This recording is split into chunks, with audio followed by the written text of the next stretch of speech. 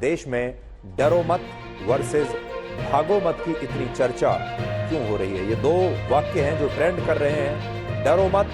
भागो मत। 25 वर्षों के बाद आज पहली बार ऐसा हुआ जब उत्तर प्रदेश की अमेठी लोकसभा सीट से कांग्रेस पार्टी का उम्मीदवार गांधी परिवार से नहीं है। जिस अमेठी सीट से संजय गांधी एक बार, राजीव गांधी 3 बार, सोनिया गांधी 1 बार और स्वयं राहुल गांधी 3 बार सांसद रहे, उसी अमेठी सीट को राहुल गांधी ने इस बार त्याग दिया, यहां से अपना रिश्ता तोड़ लिया और कांग्रेस पार्टी के किशोरी लाल शर्मा ने यहां से अपना नामांकन किया है, जिनका नाम बहुत सारे लोगों ने इससे पहले शायद कभी सुना भी नहीं होगा। राहुल गांधी ने अमेठी की जगह आज रायबरेली की उस सीट से अपना नामांकन दायर किया,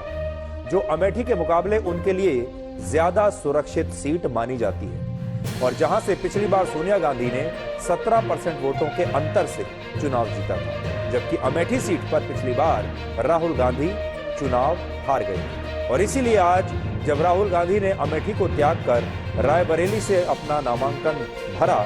तो देश में डरो मत और भागो मत की चर्चा होने लगी और प्रधानमंत्री मोदी ने इसे एक बड़ा मुद्दा बना लिया और कहा कि राहुल गांधी पूरी दुनिया से कहते थे कि डरो मत, लेकिन वो आज खुद ही डरकर भाग गए अमेठी से और अब वो उनसे कहना चाहते हैं कि भागो मत।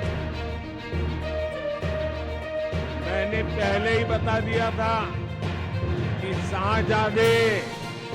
वायनाड में हारने वाले हैं और हार के डर से जैसे ही वायनाड में मतदान समाप्त होगा वो तीसरी सीट खोजने लग जाएंगे और अब दूसरी सीट पर भी उनके सारे चेले चपाटे कह रहे थे अमेठी आएंगे, अमेठी आएंगे, लेकिन अमेठी से भी इतना डर गए, इतने डर गए, वहां से भागकर अब रायबरेली में खोज रहे हैं रास्ता। ये लोग घूम घूम कर सबको कहते हैं डरो मत, मैं भी आज उन्हें कहता हूं और बड़े जी भर के कहता हूं, अरे डरो मत, भागो मत। तो प्रधानमंत्री मोदी राहुल गांधी को कह रहे हैं कि डरो मत, भागो मत।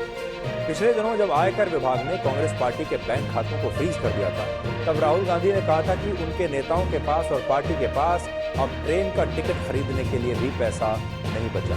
लेकिन आज जब राहुल गांधी ने रायबरेली से अपना नामांकन भरा, तो पूरा गांधी परिवार प्राइवेट जेट से वहां पहुंचा, जिनमें प्रियंका गांधी वाड्रा, उनके पति रॉबर्ट वाड्रा एक अलग प्राइवेट जेट से वहां आए और सोनिया गांधी और राहुल गांधी एक दूसरे प्राइवेट जेट से रायबरेली पहुंचे और इस दौरान कांग्रेस के अध्यक्ष मल्लिकार्जुन खड़गे भी उनके साथ मौजूद थे और वो प्राइवेट जेट आपको हवाई अड्डे पर उनके पीछे नजर आ रहा है। इससे भी दिलचस्प बात यह है कि रायबरेली पहुंचने के बाद राहुल गांधी ने परिवार सहित पार्टी के जिला मुख्यालय में हवन और पूजा करने की उस पारिवारिक परंपरा को निभाया, जिसकी शुरुआत उनकी दादी इंदिरा गांधी ने वर्ष 1967 में की थी। 1967 में जब इंदिरा गांधी ने पहली बार रायबरेली सीट से लोकसभा का चुनाव लड़ा था, तब उन्होंने अपने नामांकन से पहले इसी रायबरेली में हवन किया था और तभी से यह परंपरा चली आ रही है कि जब भी गांधी परिवार का कोई सदस्य यहां से चुनाव लड़ता है तो वो नामांकन से पहले हवन जरूर करता है और सोनिया गांधी भी हर बार नामांकन से पहले इस परंपरा का पालन करती आई हैं। जब वो चुनाव लड़ती थी तो नामांकन से पहले हमेशा हवन करती थी और पूरा परिवार हवन में बैठता था। और आज भी राहुल गांधी ने जब अपना नामांकन भरा तो उससे पहले हवन करके गांधी परिवार ने इस पारंपरिक परंपरा को निभाया। इससे पता चलता है कि राहुल गांधी आज भी अपने परिवार के संस्कारों को भूले नहीं हैं और गांधी परिवार जो है वो आज भी अपने पुराने संस्कारों को इसी तरह से निभा रहा है। आज राहुल गांधी ने जब नामांकन दायर किया तब उनके साथ उनकी मां सोनिया गांधी, बहन प्रियंका गांधी वाड्रा, उनके पति रॉबर्ट वाड्रा, पार्टी अध्यक्ष मल्लिकार्जुन खड़गे और राजस्थान के पूर्व मुख्यमंत्री अशोक गहलोत मौजूद थे। यानी पार्टी के जितने भी बड़े नेता हो सकते हैं और जितने भी गांधी परिवार के जो लोग हैं वो सब उनका नामांकन भरवाने के लिए पहुंचे। और इसके बाद राहुल गांधी ने एक ट्वीट भी किया जिसमें उन्होंने लिखा कि मेरी मां ने मुझे बड़े भरोसे के साथ परिवार की कर्मभूमि सौंपी है और उसकी सेवा का मौका दिया है। अमेठी और रायबरेली मेरे लिए अलग अलग नहीं है, दोनों ही मेरा परिवार है और मुझे खुशी है कि 40 वर्षों से क्षेत्र की सेवा कर रहे किशोरी लाल जी अमेठी से अब पार्टी का प्रतिनिधित्व करेंगे। अन्याय के खिलाफ चल रही न्याय की जंग में मैं मेरे अपनों की मोहब्बत और उनका आशीर्वाद मांगता हूं और मुझे विश्वास है कि संविधान और लोकतंत्र को बचाने की इस लड़ाई में आप सभी मेरे साथ खड़े हैं। ये राहुल गांधी ने एक्स पर अपना पोस्ट लिखा है। हालांकि अब यहां एक बड़ा विरोधाभास ये भी है कि रायबरेली वही सीट है जहां से वर्ष 1975 में इलाहाबाद हाई कोर्ट ने इंदिरा गांधी के चुनाव को अवैध घोषित कर दिया था और कोर्ट के इसी फैसले के 13 दिन के बाद 25 जून 1975 को इंदिरा गांधी ने देश में इमरजेंसी लगाकर संविधान और लोकतंत्र की पूरी तरह से धज्जियां उड़ा दी। लेकिन समय का चक्र देखिए कि इसी रायबरेली सीट से नामांकन भरने के बाद आज इंदिरा गांधी के पोते राहुल गांधी देश में संविधान और लोकतंत्र को बचाने की बात कह रहे हैं।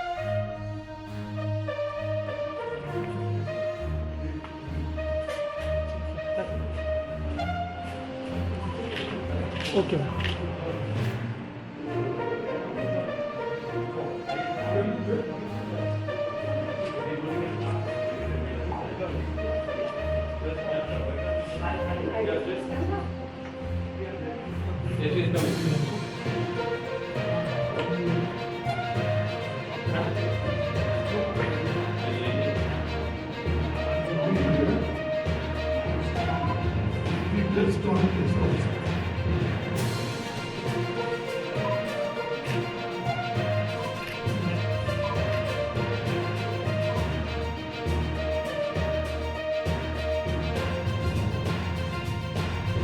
तो रायबरेली का एक पुराना रिश्ता है इमरजेंसी से, जैसा हमने आपको बताया। तब इंदिरा गांधी पर आरोप लगे थे कि इसी सीट से डिस्क्वालीफाई होने के बाद उन्होंने लोकतंत्र को खतरे में डाल दिया था, लोकतंत्र की धज्जियां उड़ा दी थी, संविधान को खतरे में डाल दिया था जब उन्होंने देश में इमरजेंसी लगा दी। तब उस फैसले का रायबरेली से एक खास रिश्ता था और आज उसी सीट से राहुल गांधी कह रहे हैं कि वो यहां से अब संविधान और लोकतंत्र को बचाने के लिए। अब आप ये देखिए कि जब रायबरेली में इतना सब कुछ हो रहा था तब अमेठी में शांति छाई हुई थी। अमेठी से कांग्रेस पार्टी के उम्मीदवार किशोरी लाल शर्मा ने आज सुबह अपना नामांकन वहां से भरा और इस दौरान गांधी परिवार का कोई भी सदस्य उनके साथ नामांकन भरते समय मौजूद नहीं था। प्रियंका गांधी वाड्रा नामांकन से पहले उनके रोड शो में शामिल होने के लिए जरूर वहां पर आई, लेकिन उन्हें उसके बाद अपने भाई राहुल गांधी के नामांकन के लिए तुरंत रायबरेली निकलना था, इसलिए वो ज्यादा देर अमेठी में नहीं रुकी और केएल शर्मा से मिलकर तुरंत रायबरेली के लिए रवाना हो गई। और केएल शर्मा को उन्होंने कहा कि आप अपना नामांकन अब खुद ही भर लीजिए। आमतौर पर यह परंपरा रही है कि जब बड़े नेता अपना नामांकन भरते हैं तो पार्टी के दूसरे बड़े नेता भी उनके साथ जाते हैं और वहां पर एक शक्ति प्रदर्शन किया जाता है।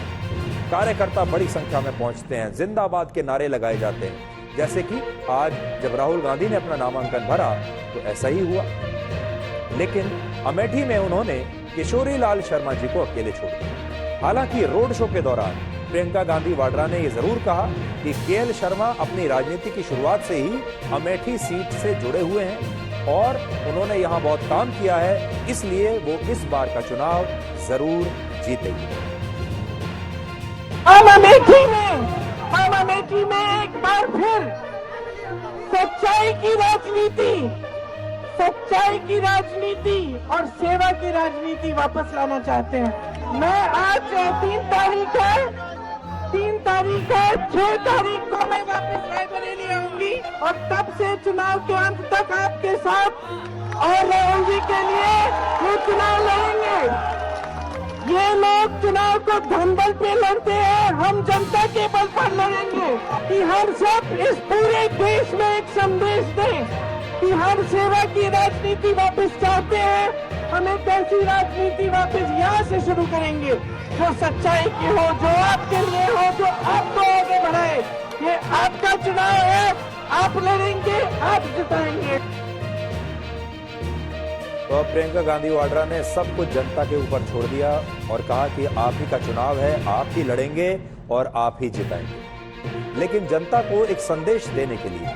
राजनीति में पॉलिटिकल मैसेजिंग बड़ी जरूरी होती है, क्योंकि नेता जो भी करते हैं, जहां भी फोटो खिंचवाते हैं, तो हर जगह उसका एक संदेश जाता है। और अमेठी की जनता को एक अच्छा संदेश देने के लिए असल में गांधी परिवार को आज करना ये चाहिए था कि कुछ लोग राहुल गांधी के साथ रायबरेली चले जाते उनके नामांकन भरने के समय, लेकिन गांधी परिवार के एक सदस्य को आज केएल शर्मा जी के साथ भी बैठकर उनका नामांकन भरवाना चाहिए था, ताकि लोगों को ये संदेश जाता कि गांधी परिवार के लिए और कांग्रेस के लिए अमेठी भी उतना ही महत्वपूर्ण है जितना कि रायबरेली है। और केएल शर्मा भी पार्टी के एक कार्यकर्ता हैं और राहुल गांधी भी पार्टी के एक उतने ही बड़े कार्यकर्ता हैं, और राहुल गांधी को कोई एक्स्ट्रा एडवांटेज नहीं है बाकियों के मुकाबले। इससे एक बड़ा अच्छा संदेश जा सकता था। असल में किशोरी लाल शर्मा को गांधी परिवार का बहुत करीबी और विश्वास पात्र माना जाता है और अमेठी में उन्हें गांधी परिवार का चाणक्य कहा जाता था। इन अमेठी और रायबरेली इन दोनों सीटों पर पार्टी के संगठन और प्रचार अभियान से जुड़ी सारी जिम्मेदारी किशोरी लाल शर्मा के कंधों पर ही हुआ करती थी, यानी वो असल में गांधी परिवार के एक प्रतिनिधि के रूप में इन दोनों क्षेत्रों में पहले से भी काम करते आए हैं। लेकिन उन्होंने कभी सोचा भी नहीं होगा कि एक दिन वो गांधी परिवार को रिप्लेस कर देंगे और राहुल गांधी की जगह वो चुनाव लड़ेंगे। और वैसे वो मूल रूप से पंजाब के लुधियाना के रहने वाले हैं, लेकिन ऐसा माना जाता है कि कैप्टन सतीश शर्मा ने पूर्व प्रधानमंत्री राजीव गांधी से अमेठी में उनकी मुलाकात कराई थी और फिर वर्ष 1984 से वो लगातार इन दोनों ही सीटों पर चुनावों में गांधी परिवार के सबसे बड़े सलाहकार और उनके सबसे बड़े कार्यकर्ता के रूप में काम लगातार करते रहे। लेकिन 62 वर्ष के किशोरी लाल शर्मा ने भी ये कल्पना नहीं की थी कि एक दिन गांधी परिवार की विरासत कही जाने वाली इसी अमेठी सीट से उन्हें लोकसभा का चुनाव लड़ने का मौका मिलेगा और वो इस सीट से कांग्रेस के उम्मीदवार बनेंगे। कल्पना से भी बाहर था उनके, लेकिन आज ऐसा ही हुआ। और अब केएल शर्मा के सामने चुनौती ये है कि जैसे उन्होंने इस सीट से कई वर्षों तक गांधी परिवार को जिताया, हालांकि पिछली बार वो राहुल गांधी को नहीं जिता पाए, लेकिन क्या वैसे ही वो खुद को भी इस सीट से चुनाव जिता पाएंगे? गांधी परिवार के लोगों को तो उन्होंने जितवाया था, अब खुद जीत पाएंगे या नहीं, ये देखने वाली बात है। नामांकन हमने जनता के उस पर किया है, तो जनता हमारे को चुनाव लड़ा रही है और हमारे कार्यकर्ता लड़ा रहे हैं और हम लोग इस चुनाव पर लड़ रहे हैं। रानी कह रही है आप उनकी प्रॉक्सी हैं गांधी परिवार की। वो कुछ भी कह सकती हैं, उसकी बात का जवाब नहीं। ठीक है, प्रियंका जी ने आज क्या अपील की, हम लोग भी सुन रहे थे, कह रही थी 40 साल का रिश्ता है, क्या कहेंगे प्रियंका जी ने? 40 साल का रिश्ता मेरा है ही, तो मैंने यहाँ की जनता की सेवा करी है, तो मेरे को उस जनता के प्रति पूरा विश्वास है कि वो हमारा साथ है।